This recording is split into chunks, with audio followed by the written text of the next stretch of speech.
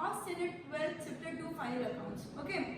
So question read कर रही हूँ. From the following trial balance dated 31/3/2017 and adjustments prepare final account of partnership firm of Parekh and Mehta. तो दो partners कौन है? एक है पारेख और दूसरे हैं मेहता. पारेख मेहता. ओके. एडजस्टमेंट के साथ स्टार्ट करते हैं. कुछ भी इंफॉर्मेशन नहीं दी है. ट्रायल बैलेंस के बाद डायरेक्टली एडजस्टमेंट दिया है. क्लियर? Closing stock was ₹1,05,000. जब भी क्लोजिंग स्टॉक दिया हुआ एडजस्टमेंट में दो एंट्रीज होती है. एक तो ट्रेडिंग के credit side by closing stock 1,05,000. Clear? और एक बैलेंस शीट के asset side closing stock 1,05,000. Clear? दो एडजस्टमेंट में जब भी हो तो दो इफेक्ट होते हैं. ट्रेडिंग के क्रेडिट साइड और बैलेंस शीट के asset side. Next adjustment a purchase bill of ₹15,000 is received from creditors but not recorded. Creditors के पास से रिसीव हो गया लेकिन रिकॉर्ड नहीं किया है. ठीक है. तो ये अनरिकॉर्डेड परचेस हो गया तो क्या करेंगे? परचेस में ऐड करेंगे. परचेस की वैल्यू कितनी है? To purchase 4 lakh. To purchase 4 lakh. इसमें परचेस रिटर्न जैसा कुछ भी नहीं है credit side. So directly plus unrecorded purchase. कितना अनरिकॉर्डेड परचेस? 15,000. सो ये कितना हो गया? 4,15,000 रुपीज. क्लियर? अब दूसरा ट्रीटमेंट क्या होगा? क्रेडिटर्स में भी प्लस कर देंगे. क्लियर? क्रेडिटर्स में भी प्लस कर देंगे लायबिलिटी साइड. जिनसे परचेस करते हैं वो कौन होते हैं? क्रेडिटर्स. क्रेडिटर्स कितने हैं? 50,000 plus unrecorded purchase 15,000 that is 65,000. Clear one? Next important adjustment recoverable claims from insurance company settle for ₹2,000. Settle मतलब क्या होता है कि समझो अगर मुझे आपसे 5,000 रुपए लेने हैं एंड बोल रही चलो ना एक 11,000 लेने. मैं बोल रही हूँ 10,000 राउंडिंग फिगर करके कंप्लीट करते हैं. अगर मुझसे 11,000 मुझे 11,000 लेने आपसे, आपने बोला 10,000 में कंप्लीट करते हैं. मैंने 1,000 छोड़ दिया. वो 1,000 तो मेरा लॉस हुआ और 10,000 आपको दे दिया. क्लियर? तो ये या ले लिया मतलब जो भी है. ठीक है. तो अब इंश्योरेंस कंपनी के रिकवरेबल क्लेम्स कितने थे? ट्रायल बैलेंस में दिए 5,000. ठीक है. 5,000 रुपीज के रिकवरेबल क्लेम्स थे लेकिन इंश्योरेंस कंपनी ने बोला 2,000 में कंप्लीट करो. तो 2,000 इंश्योरेंस कंपनी से कैश आएगा अपन को तो कैश में ऐड कर देंगे. इंश्योरेंस कंपनी से 2,000 कैश आया ना. अगर सेटल कर रहे हैं मतलब कैश आ गया उस चीज का. ठीक है. कैश कितना है? Cash and bank 12,000 plus recoverable claims. कितना है रिकवरेबल क्लेम्स? 2,000. तो 14,000 कैश हो गई फॉर्म के पास. 14,000 की कैश हो गई फॉर्म के पास. अब 5,000 आने वाले थे जिसके बदले सिर्फ 2 आए तो 3,000 का नुकसान हो गया. 5,000 आने वाले थे सिर्फ 2 आए तो 3,000 का नुकसान हो गया. तो क्या हो जाएगा?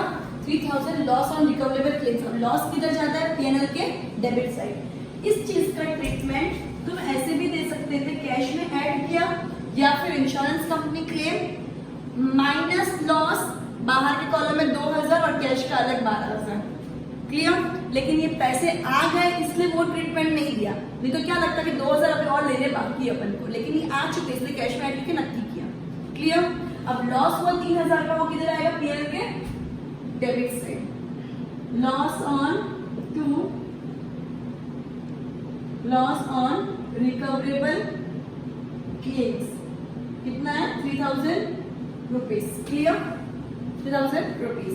तो इसकी भी 2 एंट्री आ गई. एक बैलेंस शीट में और एक पीएनएल अकाउंट में. Next from the advertisement suspense account. अब एडवर्टाइजमेंट सस्पेंस अकाउंट होता किधर है? Asset side. एडवर्टाइजमेंट सस्पेंस किधर होता है?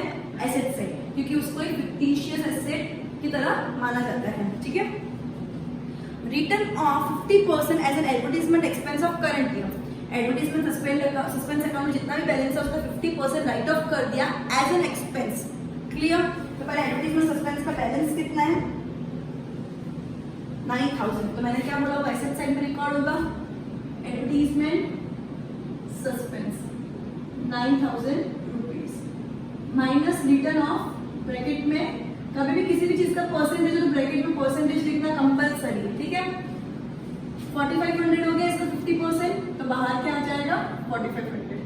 अब ये करंट ईयर का राइट ऑफ है, तो ये एक्सपेंस है, एडवर्टीजमेंट एक्सपेंस है ना, return of advertisement expense clearly दे दिया है, तो एक्सपेंस किधर जाता है, पीएनएल के डेबिट साइड। करंट ईयर का, पर जो पीएनएल में हमेशा वही रिकॉर्ड होता है जो करंट ईयर का है, ये करंट ईयर का ही माइनस किया मैंने एडवर्टीजमेंट सस्पेंस में। So to current year advertisement expense कितना है 4500, इट इज 50% ऑफ 9000। 9000 का उसका 50% माइनस करना, राइट ऑफ करना है, एंड वो करंट ईयर का है इसलिए राइट ऑफ करना है, तो करंट ईयर का एक्सपेंस हमेशा पीएनएल के डेबिट साइड जाता है। Clear everyone? Okay. Next adjustment, provide depreciation 5% on furniture and fittings and office equipments as per straight line method. Clear?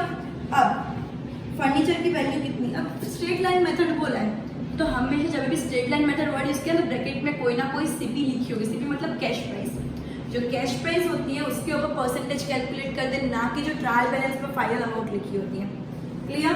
Trial balance पे फाइनल अमाउंट जो लिखी होती है उसके ऊपर स्ट्रेट लाइन मेथड के हिसाब से डेप्री कैलकुलेट, उसको डब्ल्यूडीबी बोलते हैं, that is return down balance method, ठीक है। अब डब्ल्यूडीबी होती है जो अपन ट्रायल बैलेंस के अंदर बैलेंसिंग अमाउंट होती है, नेट अमाउंट होती है, उसमें से माइनस करते हैं, लेकिन straight line method word use किया मतलब कैश प्राइस का परसेंटेज कैलकुलेट करते हैं, right. So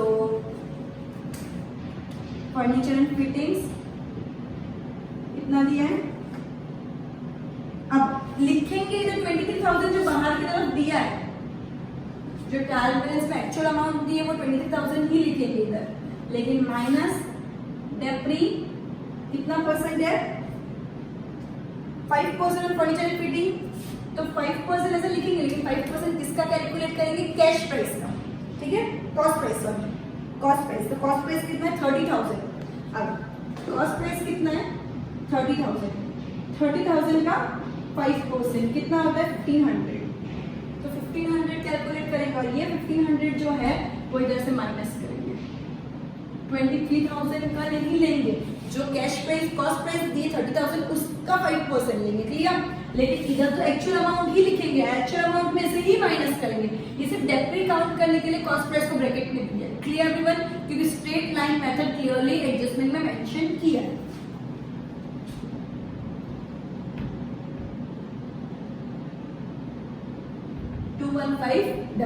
clear everyone?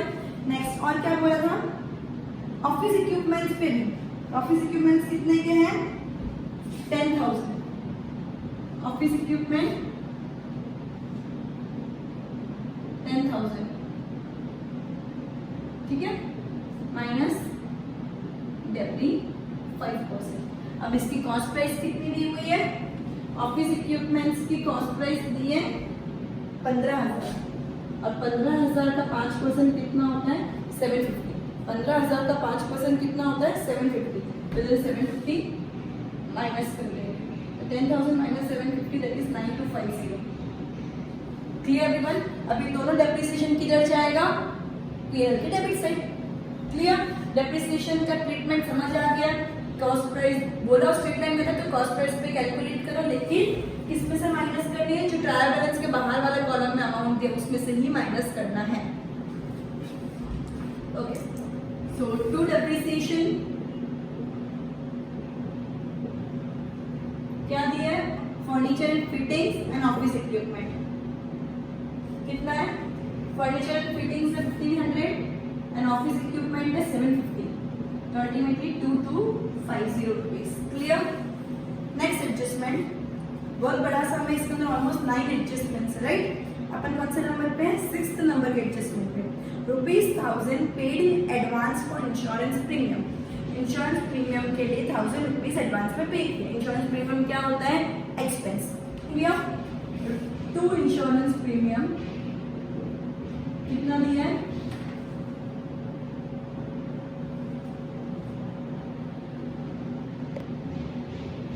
₹9,000 insurance premium दे दिया। क्या बोला है उसमें, प्रीपेड है, तो प्रीपेड हमेशा क्या होता है माइनस, आउटस्टैंडिंग एंड रिसीवेबल हमेशा प्लस होता है, प्रीपेड एंड प्री रिसीव हमेशा माइनस होता है। तो 1000 रुपीज प्रीपेड है, तो minus 1000 that is 8000 rupees and prepaid expense always asset, ठीक है। Prepaid insurance premium 1000, clear. Next 12% interest is receivable on tender deposit. अब टेंडर डिपॉजिट कहाँ आता है एक्चुअली, टेंडर डिपॉजिट भी एसेट है, टेंडर डिपॉजिट भी क्या है, एसेट है। उस पर 12% इंटरेस्ट रिसीवेबल है, तो आउटस्टैंडिंग इंटरेस्ट हो गया, आउटस्टैंडिंग इनकम हो गया। टेंडर डिपॉजिट अपना एसेट है, एसेट पे कोई भी इंटरेस्ट होता है वो अपना इनकम होता है।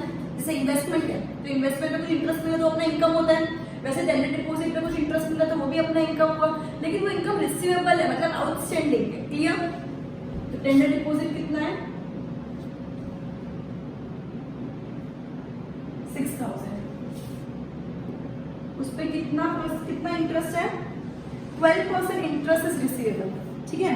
अगर मैं 6000 पे 12% करूं, 6000 पे अगर मैं 12% करूं तो 720 होता है, 6000 पे अगर मैं 12% करूं तो 720 होता है, लेकिन 1/10/2016 से ही टेंडर डिपॉजिट शुरू हुआ है, ठीक है। 10, 11, 12, 1, 2, 3 6 मंथ्स पहले, तो उसका आधा इंटरेस्ट हो जाएगा, दैट इज 360 रुपीज। तो टेंडर डिपॉजिट का इंटरेस्ट कितना हो जाएगा, 360 रुपीज प्लस आउटस्टैंडिंग इंटरेस्ट, या रिसीवेबल इंटरेस्ट लिखोगे तो भी चलेगा, ठीक है। तो ये क्या हो गया, 6360, क्लियर एवरीवन। अभी इनकम है, आउटस्टैंडिंग इनकम किधर जाता है, पीएनएल के क्रेडिट साइड, इनकम हमेशा किधर जाता है। और ऑब्वियसली अगर इंटरेस्ट नहीं दिया है तो इंटरेस्ट में प्लस, यूजुअली इंटरेस्ट दिया तो इंटरेस्ट में प्लस कर देता है आउटस्टैंडिंग इंटरेस्ट, बट नहीं दिया तो डायरेक्टली जो प्लस वाले अमाउंट क्रेडिट साइड अगर माइनस करते होते हैं और इधर कुछ नहीं दिया तो अपन इधर शिफ्ट कर देते हैं, clear. So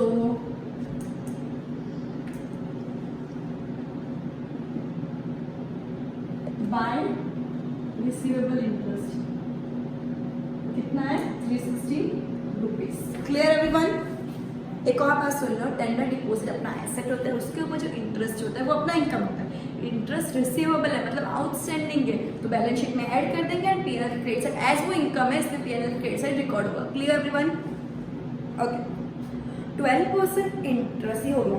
a discounted bill of ₹2000 was dishonoured on 30/3/2017 which was earlier discounted in the bank. एक डिस्काउंटेड बिल है 2000 का जो डिसऑनर हो गया, कब, लास्ट वर्किंग डे पे, मतलब लास्ट डे पे, which was earlier discounted in the bank, जो पहले अपन ने बैंक में डिस्काउंट कर दिया है।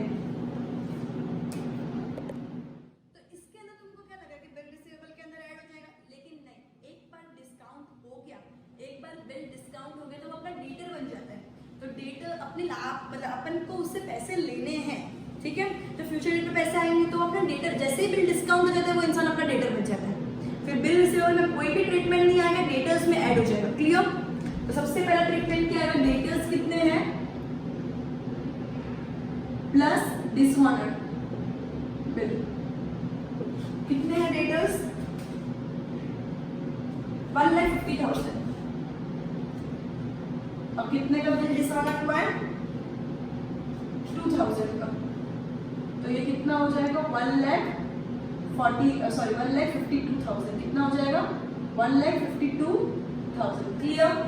एक बार एक बिल डिसऑनर हो गया तो वो बिल वाला जो इंसान होता है वो अपना क्या हो जाएगा, डेटर हो जाएगा, बिकॉज डिसऑनर हो गया, जो देने थे पैसे वो तो मिलने नहीं वाले, तो फ्यूचर डेट पे वापस अपन को उससे पैसे लेने पड़ेंगे, तो वो क्या हो गया, अपना डेटर हो गया। अब दूसरा ट्रीटमेंट क्या, अपन ने बैंक से डिस्काउंट करवाया था बिल, मतलब क्या होता है, अपन जैसे अपन को बिल मिला, अपन ने बैंक को बोला फ्यूचर डेट पे तू उनसे पैसे ले लेना, मुझे एक बार के लिए पैसे दे दो, ठीक है, तो बैंक ने अपन को पैसे दे दिए, तो अब बैंक उससे तो पैसा अपन को आ ही नहीं, तो बैंक को भी कहाँ से मिलेंगे उससे पैसे, तो अपन को बैंक को वापस रिटर्न करना पड़ेगा। 2000 रुपये अपन ने बैंक से ले लिए थे तो बैंक में देंगे, तो बैंक बैलेंस कम हो जाएगी ना, बैंक में से डायरेक्टली कट कर देंगे वो लोग बैलेंस। बैंक को जब भी अपने से पैसे लेने तो वो क्या करते हैं, वो अपने से मांगने नहीं आते अपने घर पे, वो अपना जो बैंक बैलेंस उनके बैंक में जो अपना अकाउंट होता है उसमें से माइनस कर देते हैं। जब भी बैंक को अपने से कोई भी इंटरेस्ट चार्जेस कुछ भी लेना होता है या इंटरेस्ट देना होता है तो क्या कर देते हैं कि अगर देना हो तो अपने अकाउंट में पैसा प्लस कर देते हैं, एंड लेना हो तो अपने अकाउंट में से कट कर देते हैं, अपन से घर पे लेने नहीं आते वो लोग कभी, क्लियर। तो कैश बैंक का अपन ऑलरेडी अकाउंट बना चुके थे, ये रहा। तब मुझे नहीं पता था कि इसका ट्रीटमेंट आने वाला, तो मैंने डायरेक्टली ये कर दिया। ये कितना हो गया 14,000,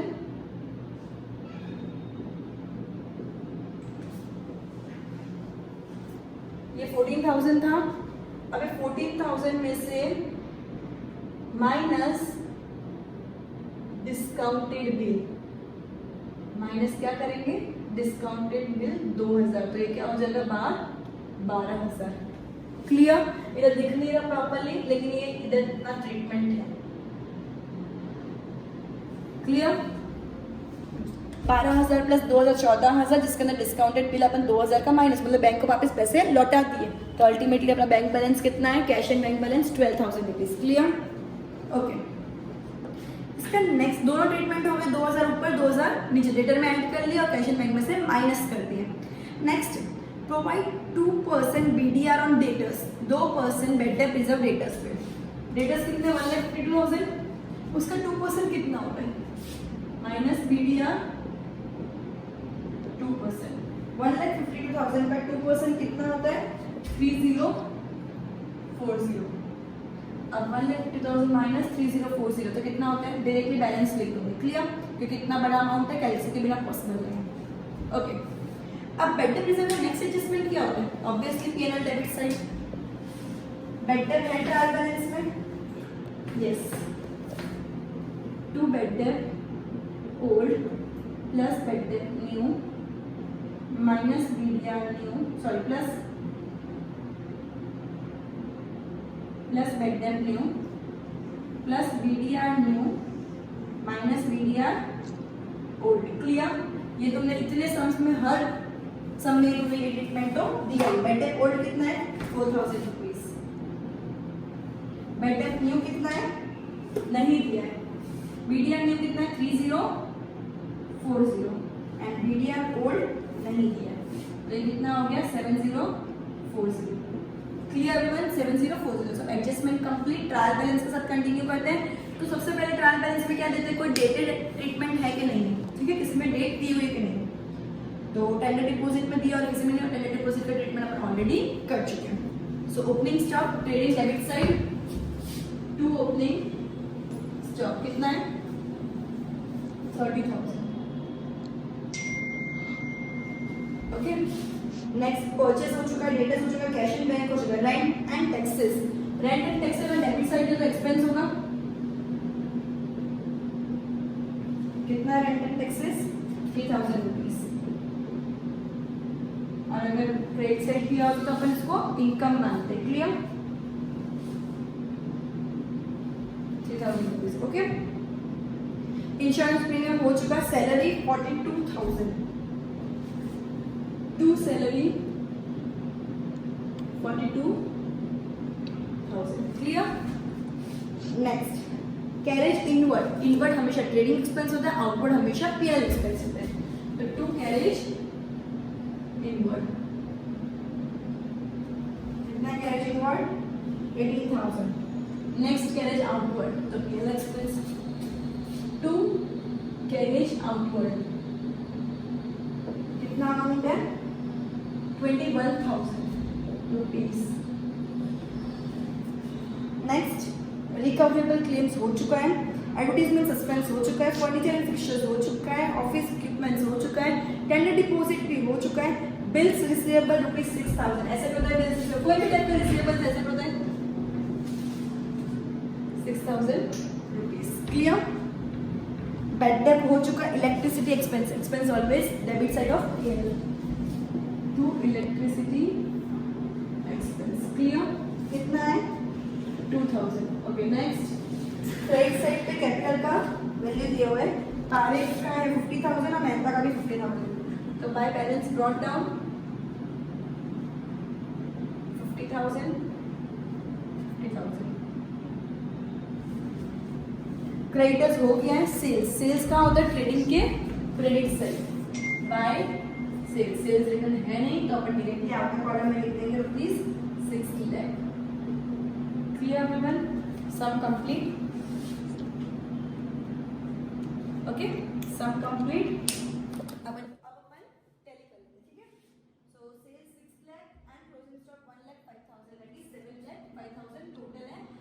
ऑब्वियसली क्लियर दिख रहा है कि ये साइड का टोटल ज्यादा है। सो दोनों साइड टोटल लिख देंगे 7,05,000 माइनस अभी 30,000 415,000 18,000 करेक्ट। तो अपना P&L कितना हो जाएगा 2,42,000 sorry gross profit transfer to profit and loss account. Gross profit अपना कितना हो जाएगा 2,42,000 रुपीज।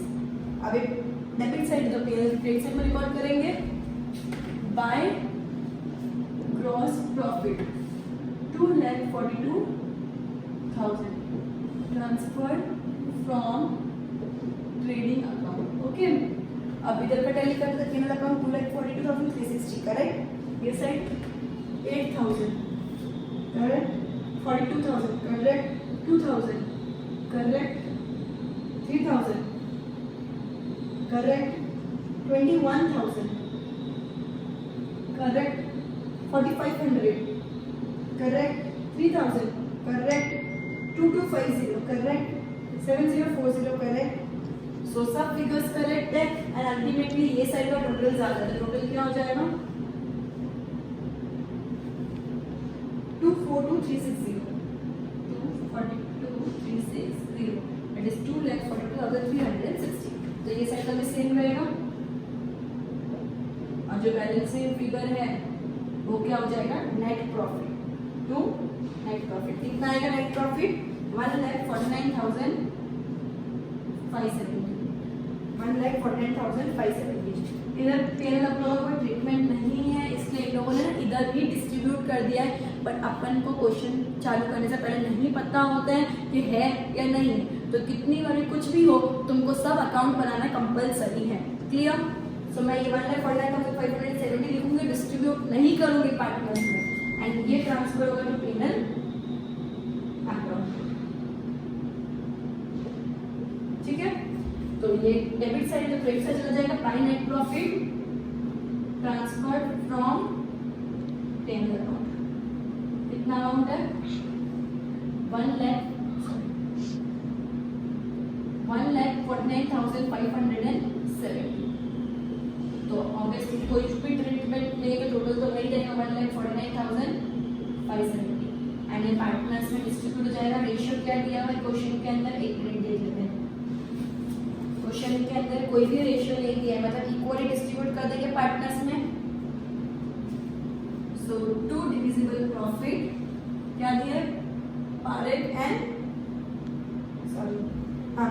मेहता दैट इज 74,785 ठीक है। तो ये क्या आ गया 1,49,750 हो गया टैली। अब ये जो प्रॉफिट ऑफ पार्टनर्स कैपिटल में चला जाएगा इधर डेबिट साइड मतलब इधर credit side bye divisible profit. कितना था 74,785 दोनों का टोटल सेम रहेगा बिकॉज कुछ भी ट्रीटमेंट नहीं। एक बार कितना टोटल आएगा 1,24,785। तो ये चला जाएगा टू बैलेंस कैरी फॉरवर्ड करके कितना दोनों का सेम टोटल है तो 1,24,785 1,24,785 टोटल लिखते हैं ना दो जगह। अब वही बैलेंस कैरी फॉरवर्ड होगा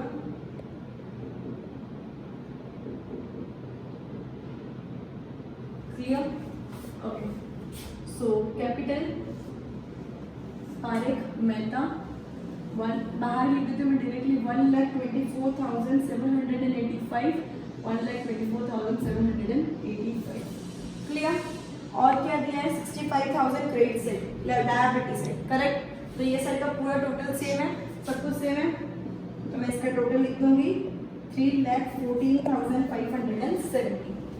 ओके, अब इधर का टैली करते हैं 21,500 करेक्ट, 9250 करेक्ट, 148,960 148,960 ओके। इसको माइनस करने के बाद 148,960 की अमाउंट आएगी जो अपन ने छोड़ दी थी लास्ट टाइम कैलकुलेशन पर्पस से। Okay, correct. 6,360, correct. 4,500, correct. वापस 6,000, correct. 1,05,000, correct. 12,000, correct. 1,000, करेक्ट. तो हो गए सब ट्रीटमेंट अपने. तो इसका भी टोटल अपना सेम आ गया. क्लियर. सो अपना अकाउंट टैली हो गया. So goodbye everyone. We'll end this lecture by this sum and we'll continue with question number, that is question number 8 in the next lecture. Goodbye.